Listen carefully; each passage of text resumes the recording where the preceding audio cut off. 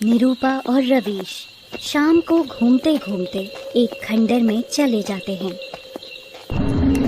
दोनों मौसम का मजा लूट रहे थे। रवीश, कितनी ठंडी हवा चल रही है ना? हाँ निरूपा, और मौसम भी कितना अच्छा है। लेकिन यार मुझे डर लग रहा है। कैसा डर रवीश? निरूपा, एक तो हम दोनों छोटे बच्चे, और देखो अब अंधेरा भी होने जा रहा है। घर से कितनी दूर आ गए हैं हम दोनों। ओहो रवीश, तुम बड़े डरपोक हो।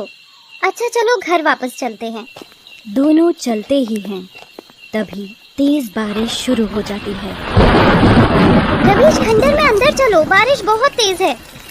दोनों भागकर खंडर में चले जाते हैं।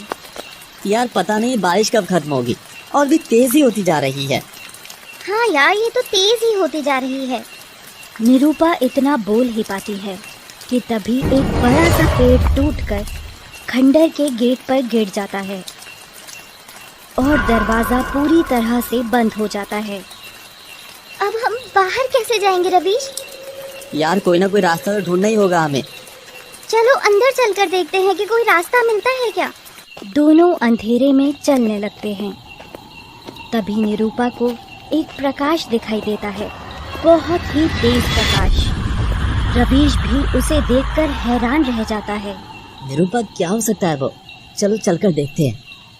लेकिन जैसे ही दोनों आगे बढ़ते हैं तो प्रकाश खत्म हो जाता है और अचानक से गोली चलने की आवाज आती है। रवीश, वापस चलो। निरूपा, शायद किसी को हमारी मदद की जरूरत हो। चलो एक बार चलकर देख ही लेते हैं ना। तुम पागल हो गए हो क्या? सुना नहीं तुमने, वहाँ गोली चलने की आवाज आई थी। अरे यार निरूपा, क्या पता कोई हमारी तरह ही फंस गया हो और उसी ने किसी को बुलाने का ऐसा संकेत दिया हो। ठीक है, तुम नहीं मानते तो चलकर देख ही लेते हैं। दोनों डरते हुए से चलने लगते हैं। कुछ दूर पहुंचकर निरूपा रुक जाती है। रवीश, वो प्रकाश यहाँ से ही आ रहा था। हाँ यार, लेकिन वो था क्या? रवीश, उधर की तरफ देखो, कुछ मोटी सी रस्सी पड़ी है। उस तरफ जाकर देखता है।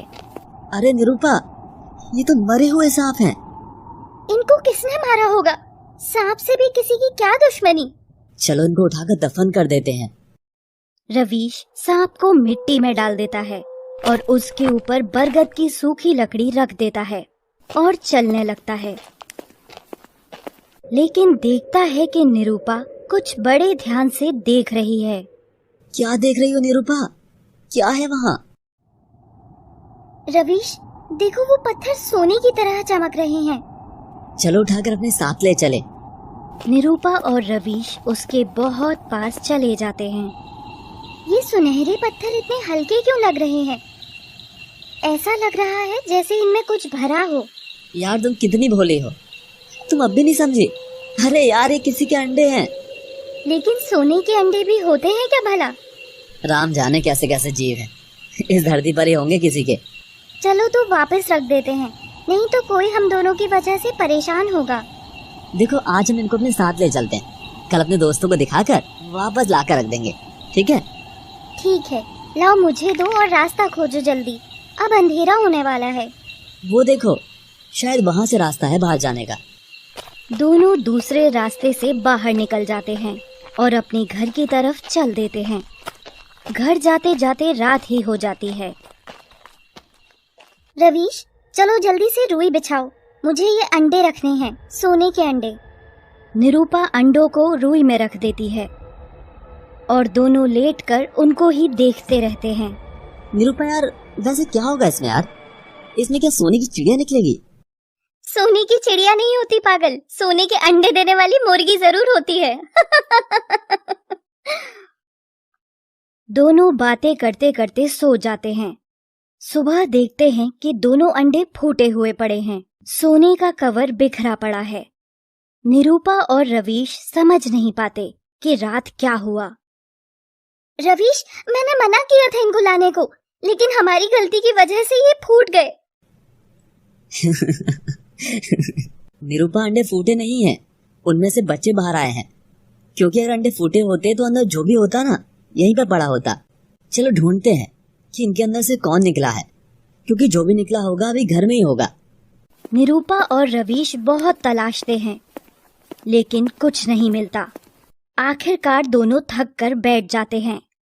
रवीश, हमने सच में गलती की थी इनको यहाँ लाकर। निरूपा, जो हो गया उसे भूल भी जाओ। चलो अब चलो, बाकी घर के काम करते हैं। और दोनों घर के कामों में लग जाते हैं। रात को दोनों सोने जाते हैं।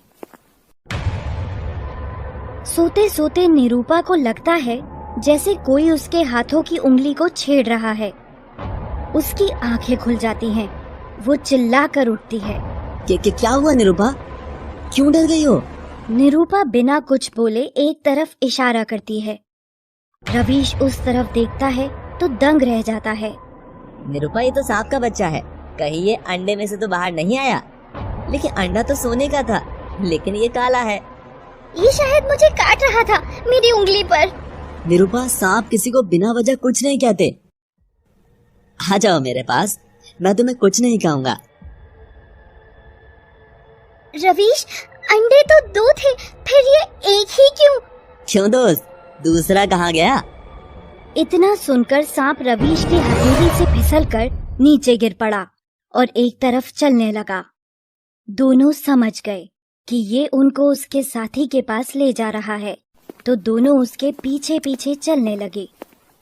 रवीश, और कितना दूर लेकर जाएगा ये अब हमें? इतना दूर तो ले आया। निरूपा, अब गलती भी तो हमारी थी ना, तो हमको ही इन दोनों को उनके घर छोड़कर आना पड़ेगा और उसके लिए हमें ढूंढना ही पड़ेगा। तो बस चलो चुपचाप। सांप कुछ दूर और जाकर रुक जाता है। निरूपा देखती है कि वहाँ कोई घायल लड़की पड़ी है जो बेहोश है। रवीश, मेरी मदद करो, इस लड़की के लिए पानी लेकर आओ। रवीश भाग कर जाता है और एक पत्ते में पानी भरकर लेकर आता है। वो पानी को लड़की के चेहरे पर डालता है। लड़की को होश आ जाता है। होश आते ही लड़की चिल्लाती है, नागेश! निरूपा और रवीश डर जाते हैं। कौन हो तुम? मैं नाग कन्या नरगिस। मेरा नागेश कहाँ है? मैं यहाँ हूँ नरगिस। और वो सांप एक लड़का बनने लगता है। नागेश, तुम ठीक तो हो? उस तांत्रिक ने तुम्हें कुछ किया तो नहीं ना? उसने मेरी सारी शक्ति मुझसे छीन ली। मैं बस कुछ ही पलों के लिए ये रूप ले सकता हूँ। नरगिस, उसने तुमको क्या किया? नागेश, मेरी छोड़ो, क्योंकि अब मैं कुछ ही पल जिंदा रह पाऊंगी।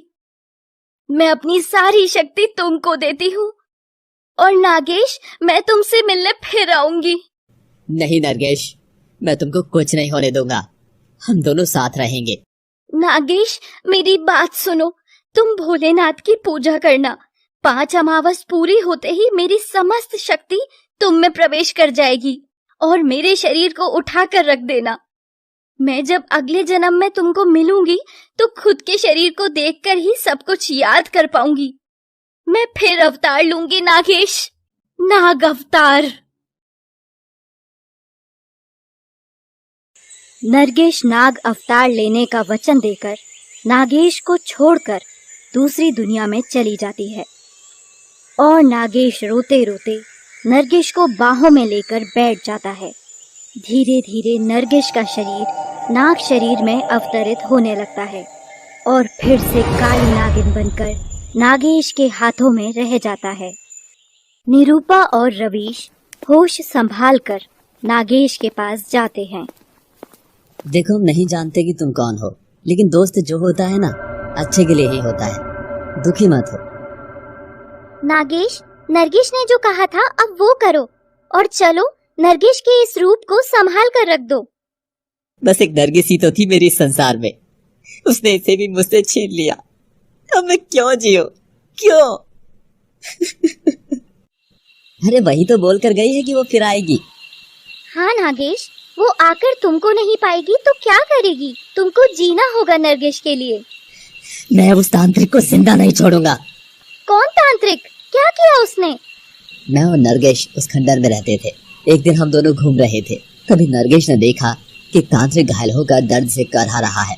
नरगिस उसको दर्द में पाकर उसकी मदद करने चली गई। नागेश, इसको किसी सांप ने काटा है। जहर काफी ज्यादा है। ये तांत्रिक भी कोई शिव भक्त ही लगता है, इसलिए हमें इसकी रक्षा करनी चाहिए। नागेश ने उसकी जहर वाली जगह पर अपनी नागमणि रख दी, जिससे तांत्रिक का जहर उतर गया और वो बेहोश हो गया। नागेश, चलो यहाँ से, अब इसे होश आ जाएगा। वो दोनों वहाँ से चले गए, लेकिन तांत्रिक को ठीक होने के बाद उसके मन में नागमणि पा लेने की इच्छा जागी।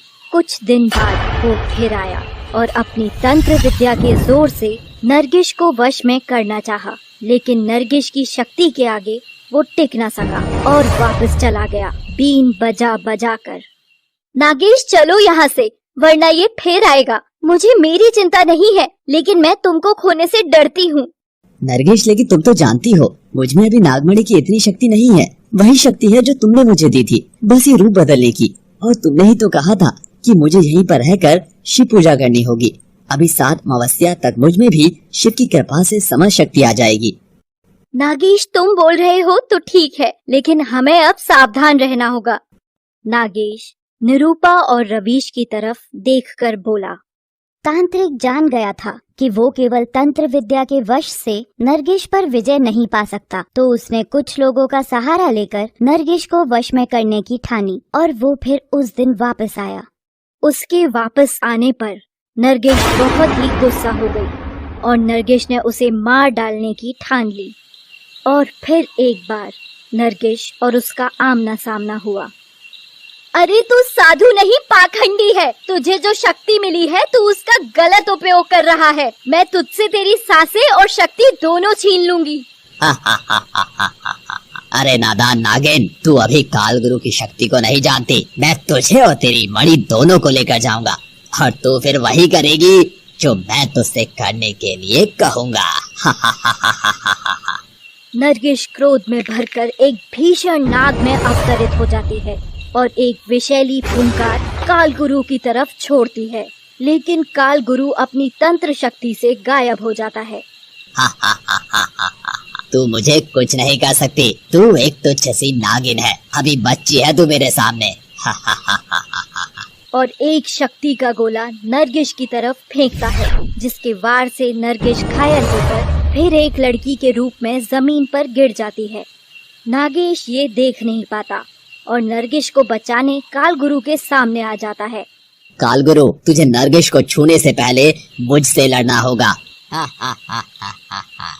अच्छा हुआ तू आ गया, तूने मेरा काम और भी आसान कर दिया बच्चे।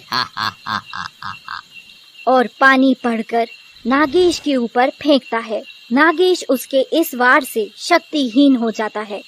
काल गुरु, तेरी लड़ाई मुझसे है, नागेश से नहीं, रुक जा। मेरी लड़ाई किसी से नहीं, मुझे बस वो नागमणि दे दे नागिन, नहीं तो तेरे नाग को अपने साथ ले जाऊंगा, जिंदा नहीं मुर्दा। और फिर से एक मंत्र भरी फूंक नागेश की तरफ फूंकता है और नागेश एक बच्चा सा सांप बन जाता है। रुक जाओ काल गुरु, तुमको जो चाहिए मैं दूंगी, लेकिन नागेश को छोड़ दो। तेरा नाग तो शक्तिहीन हो गया है, अब ये नाग रूप से मनुष्य रूप कुछ ही समय तक ले पाएगा। अगर ज्यादा देर रुका उसी मनुष्य रूप पे तो ये जिंदा नहीं बचेगा। काल गुरु नागेश को मंत्रों से एक सोने के अंडे में कैद कर देता है। नरगिस उसे अंडे से बाहर निकालने के लिए वापस नागिन रूप बनाकर अंडे पर फुंकार मारती है, लेकिन काल गुरु के मंत्रों की शक्ति ज्यादा होने के कारण ऐसा नहीं कर पाती। तो तू ऐसे नहीं मानेगी, ले तेरे नाग को ही खत्म करता हूँ। रुको काल गुरु, वचन दो कि नागमणि मिलने पर तुम मेरे नाग और मुझे छोड़कर चले जाओगे। ठीक है नागिन। नरगिस नागमणि को एक पत्थर पर प्रकट करती है, लेकिन नागमणि के बिना वो शक्तिहीन हो गई थी। उसके शरीर में अब ज्यादा शक्ति नहीं बची, वो बेहोश सी हो गई। मौके का फायदा उठाकर काल गुरु ने उसे अपने आदमियों से पकड़ने को कहा। नागेश को जैसे ही मानव ने छुआ तो उसकी शक्ति बिल्कुल छीन हो गई। मैं तुझे भी अंडे में कैद करके अपने साथ ले जाऊंगा। और नरगिस को भी सुनहरे अंडे में कैद करने के लिए मंत्र करता है। हैं? ये क्या, जिसने नागिन को छुआ वो नाग बनकर मर रहे हैं? सच में बड़ी ताकत है इसमें। काल गुरु मणि लेने मणि की तरफ जाता है, लेकिन देखता है कि किसी ने उसे पीछे से पकड़ लिया है। अरे ओ बाबा, वो नागमणि मेरी होगी, तूने मेरे लोगों को भी मरवा दिया। मैंने कहा छोड़ मुझे, नहीं तो तुझे भी नाग बना दूंगा। तू जिंदा रहेगा तब ना। और वो काल गुरु को उठाकर बाहर की तरफ फेंकता है। काल गुरु घायल होकर दूर जा गिरता है। आदमी उस पर गोली चलाता है और गोली पाँव में लगती है। काल गुरु बेहोश हो जाता है। दूसरी तरफ जैसे जैसे नरगिस अंडे में बंद होने लगती है, वैसे वैसे नागमणि का प्रकाश कम होने लगता है और नागमणि अपनी रक्षा के लिए विषैली वायु फैलाने लगती है, जिससे डरकर आदमी भी भागने की कोशिश करता है और वो दीवार से टकराकर गिरकर बेहोश हो जाता है। और उसके बाद तुम दोनों वहाँ आए। जो प्रकाश तुमने देखा वो नागमणि का ही था, लेकिन तुम उन दोनों को नहीं देख पाए क्योंकि वो दोनों बेहोश वहीं पड़े थे। जिन सांपों को तुमने दफन किया वो उनके ही आदमी थे, लेकिन नरगिस को छूने से वो नागरूप में बन गए और उनको नरगिस की शुद्ध आत्मा ने अच्छे नाग बना दिया। मुझे पता है जब नरगिस वापस जन्म लेगी तो वो जिंदा हो जाएंगे। नागेश, वो नागमणि का फिर क्या हुआ? बताता हूँ। नागेश को कुछ बेचैनी होने लगी और वो फिर से छोटा सा नाग बनने लगा। रवीश, ये तो फिर से नाग बन गया, अब हम क्या करें? इंतजार के अलावा भला कर भी क्या सकते हैं। नागेश वापस घर की तरफ रेंगना शुरू कर देता है। देखो, अभी तो हमें भी उसके साथ चलना चाहिए। चलो। तीनों घर आ जाते हैं। रात होने के कारण तीनों सो जाते हैं। फिर सुबह होने पर नागेश कहाँ चला गया निरूपा? पता नहीं, कल तो यही था। 5 अमावस्या बाद दोनों खंडर की तरफ चलने लगते हैं। अचानक से उनको किसी लड़की के चीखने की आवाज आती है। बचाओ! बचाओ! दोनों तेजी से आवाज की तरफ भागते हैं, लेकिन जैसे ही उसके पास पहुंचते हैं तो देखते हैं कि एक लड़की को सांपों ने चारों तरफ से घेरा हुआ है। तभी नागेश वहां पहुंचता है और लड़की को अपनी बाहों में उठाकर सांपों के घेरे से बाहर ले आता है। नागेश को देखकर सभी सांप चले जाते हैं। नागेश, तुम कहाँ चले गए थे? हम लोग तुमको ही खोज रहे थे। नागेश उस लड़की के ऊपर लेटा हुआ उसे ही देखे जा रहा था और वो लड़की नागेश को। फिर अचानक लड़की बोली, हटो अब। कौन हो तुम और यहाँ क्या कर रही हो? मेरा नाम रजनी है, मैं तो बस यहाँ घूमने के लिए आई थी। रजनी, बड़ा प्यारा नाम है, बिल्कुल तुम्हारी तरह ही। प्यारे तो तुम भी बहुत लगते हो। धन्यवाद मुझे बचाने के लिए। वैसे तुमने अपने बारे में बताया नहीं कुछ। मैं बताता हूँ।